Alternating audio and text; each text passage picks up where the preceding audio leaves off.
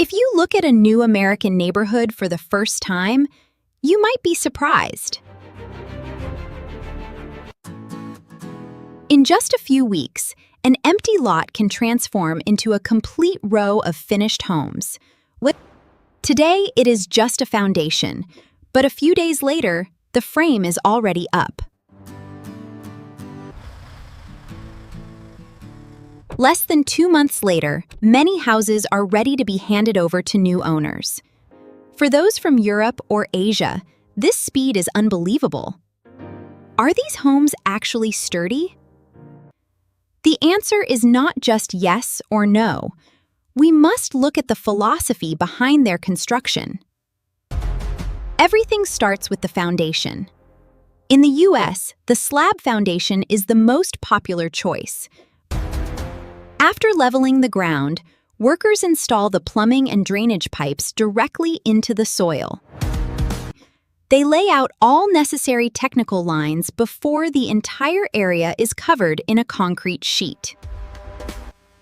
This single slab acts as both the structural foundation and the finished ground floor. The biggest advantage of this method is speed. There is no need for deep basements. No digging for basements means less work, less complexity, and a significant saving in labor costs. However, simplicity comes with trade-offs. Pipes are trapped beneath a thick layer of solid concrete. If a pipe is misaligned or you want to relocate a kitchen later, it is difficult. Moving a drain requires cutting or drilling through the entire floor, a costly and messy job. Some homes use a crawl space foundation instead. This creates a gap between the ground and house. This space is high enough for technicians to crawl in and repair electrical or plumbing systems. It helps reduce moisture rising from the ground and lowers the risk of termite infestations. But advantages come at a price. This foundation needs more materials and longer construction time. That is why mass-market housing projects still prioritize the monolithic concrete slab foundation. Once the foundation is ready, the next stage truly defines the speed of American construction. That stage is the wooden frame. While some use bricks, America relies heavily on wood. To many, wood sounds flimsy. But this method has been used and refined for centuries. Standardized lumber is pre-cut in factories. Dimensions are uniform, allowing for fast assembly at the site. Walls are not built brick by brick. Instead, entire frames are assembled right on the ground. Once finished, workers lift the whole section into place and secure it to the foundation. In just a few hours, the entire ground floor can take its visible shape. With good weather, a house frame can be completed in 1 to 2 weeks. That is a speed traditional brick construction simply cannot match in modern times. Why wood instead of brick? A huge reason lies in America's vast natural resources. America has massive forest areas and a highly developed forestry industry for supply. An abundant supply of wood keeps material prices competitive across the entire country. Wood is lightweight, easy to cut, transport, and assemble compared to heavy stones. This reduces the amount of labor needed and speeds up completion for every project. Labor organization is also key. Many framing tasks are learned through short on-site training fair. New workers learn directly on the site under the guidance of experienced crew members. The system is designed so tasks are standardized, increasing productivity while reducing specialized training time. In countries using bricks, walls require high skill and years of apprenticeship to master. That difference in skill requirement and time contributes significantly to higher building costs. We have seen why foundations and frames are fast. But there is a secret philosophy here. The secret: everything is assembled rather than fabricated on the construction site itself. A century ago, America had giant old-growth trees that provided massive, thick wooden planks. Today, forests are mostly plantations. Trees are grown for a few decades and then harvested. Trees are smaller now, but the industry didn't see this as a disadvantage at all. They developed engineered wood, like OSB. It is made by compressing wood chips with glue. OSB may not look beautiful, but it will eventually be covered by finishing materials. Engineers care about its uniform strength, lack of defects, and its low production cost. It has become the standard choice to cover the outside of American home frames. For second floors, builders use I-joists. These are engineered beams made in a factory. Its I shape provides great strength while saving material. Quality is uniform across every piece. Workers don't need to hand-pick lumber or fix natural defects, reducing on-site errors significantly. This reduces both construction time and the risk of mistakes during the assembly process. Building a roof used to require the highest skill, with every rafter measured by hand. Today, CNC machines cut lumber in factories to build completed roof trusses automatically. A crane lifts these pre-made units onto the house. Workers simply secure them in place. What once took days for skilled masters is now completed in just a few hours. Of course, trusses take up more space, making attics harder to use as rooms. Changing the roof structure later is also more complex and requires careful engineering. But for most buyers, the lower cost and faster move-in date are worth it. After the roof frame is set, waterproofing and shingles are installed with incredible speed. Asphalt shingles are the most popular choice in America. They are light and flexible.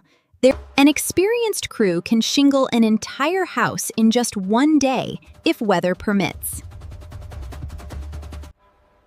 In Britain, houses often use clay or concrete tiles, which are much heavier materials. Each tile is placed individually. It lasts longer, but costs much more in labor. America prioritizes low initial cost, while Britain invests more for long-term durability. Next comes the exterior.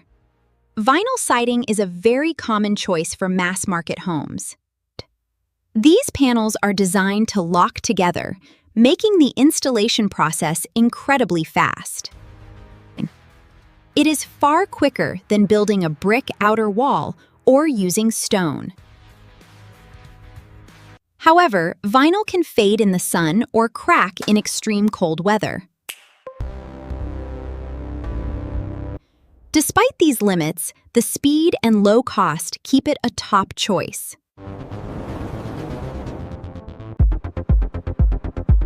Inside the home, the hollow walls of the wooden frame become a massive advantage. Electricians and plumbers don't need to cut channels into hard brick or concrete. They simply run their lines through pre-prepared gaps in the wooden structure. This eliminates the dust, debris, and time associated with traditional masonry wall carving. Most American homes include central air conditioning as a standard feature. not a luxury. The hollow wall structure makes installing these large ducts very simple and fast. In Britain, hot water radiators are the standard for heating cold rooms. Adding AC to a brick house is a complex and expensive renovation project.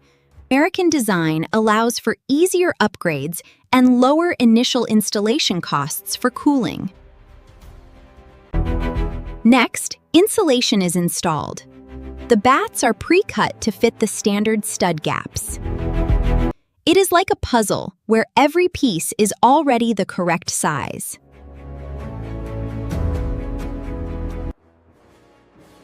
Then comes the drywall. These large sheets are screwed directly into the frame. It creates a smooth surface ready for paint in a fraction of the time. Once painted, the surface looks identical to a traditional brick or stone wall. This method is also perfect for future repairs or changing room layouts easily. Finally, cabinets, floors, and lights are installed. The house is nearly finished. In many large U.S. projects, the entire build takes just 2 months. That is a speed that traditional building methods simply cannot achieve.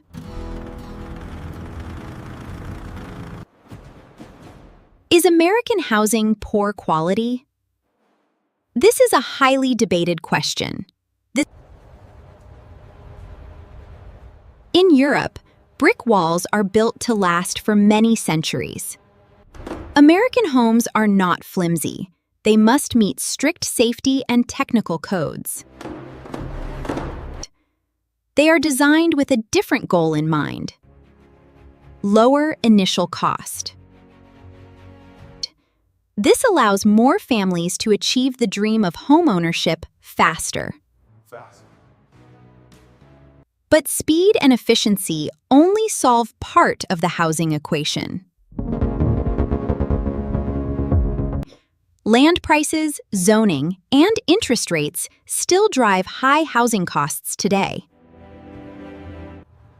Americans also prefer much larger homes than people in most other countries. Larger size means more material and labor, offsetting the speed benefits.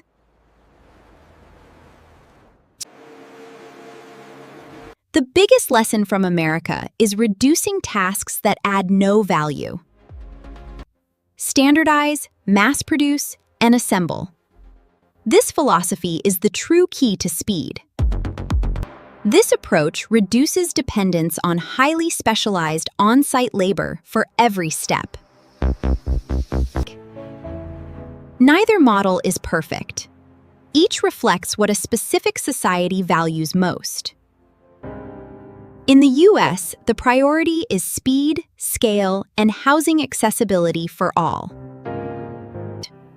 In Britain, the priority is often longevity, stability, and long-term value. Both paths lead to the same goal: creating a place to live.